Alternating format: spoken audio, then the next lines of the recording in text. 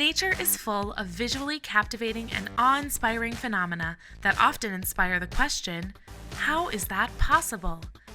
From ocean zones to seeds, and even to tornadoes, children are especially captivated by the world around them. Take this fascination and make learning hands-on with the new series, Glass Jar Science, from the Child's World. This series introduces readers to 8 natural phenomena and how they impact and shape the world.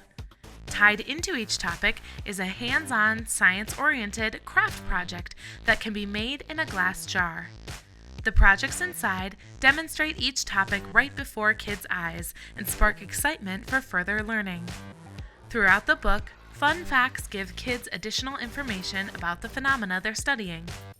A table of contents outlines the book for new readers, and an About the Author feature might inspire budding writers. A phonetic glossary adds words to students' growing vocabularies, and sources for further research provide an avenue for them to learn even more. An index allows young researchers to reference what they've learned.